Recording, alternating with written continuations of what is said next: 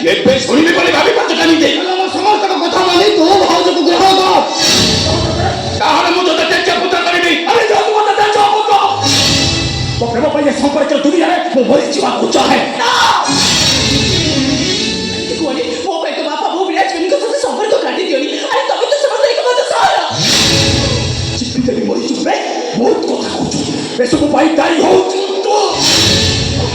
ଆମେ ଏତେ କହି ମୋ କଥା ଶୁଣୁନି। ସ୍ୱାମୀ ବଞ୍ଚିଯିବ ଆମେ ବିଧବା ହେବିନି ତ।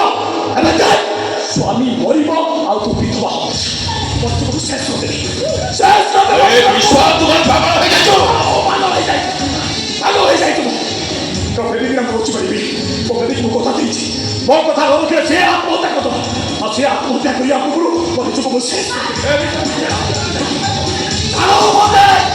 ମରିବାକୁ ଚାହେଁ। ମୁଁ ବିଧବା ହେବି।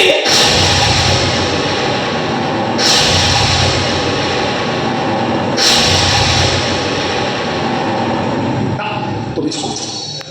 ମିଛ କହୁଛୁ ତୁ। ସତ କହୁଛି ମୁଁ। ସତ କହୁଛୁ ତୁ। ଯଦି ସତ କହୁଛୁ ଆଉ ତୋ ଶାଶୁ ଶ୍ୱଶୁରଙ୍କ ମୁଣ୍ଡ ଉପରେ ହାତ ରଖି କହ ମୁଁ ଯାହା କହିବି ମୋ କଥା ମାନିବୁ। ତୁ ଏବେ ଏଇଠି ବିଧବା ମୁଣ୍ଡ ଉପରେ ହାତ ରଖି କହ। ମୁଁ ତମ କଥା ମାନିବି। ଓହୋ ମୁଁ ମୋ ଶାଶୁ ଶ୍ୱଶୁରଙ୍କର ରକ୍ଷାଇ କରୁଛି। ମୁଁ ବିଧବା ହେବି। ଓହୋ ହଁ ବାପା, ହଁ ବୋଉ, ତମ ପୁଅଙ୍କ ଜୀବନ ରକ୍ଷା କରିବା ପାଇଁ ମୋତେ ଯଦି ବିଧବା ହେବାକୁ ହବ ତାହେଲେ ମୁଁ ନିଶ୍ଚୟ ବିଧବା ହେବି। ହେଲେ ଶୁଣ ସ୍ୱାମୀ ଦେବତା, ଏ ଶଙ୍ଖା ସିନ୍ଦୁର ମଙ୍ଗଳସୂତ୍ର ମୁଁ ନିଜେ ପିନ୍ଧି ନଥିଲି, ତମେ ମୋତେ ପିନ୍ଧେଇ ଦେଇଥିଲ।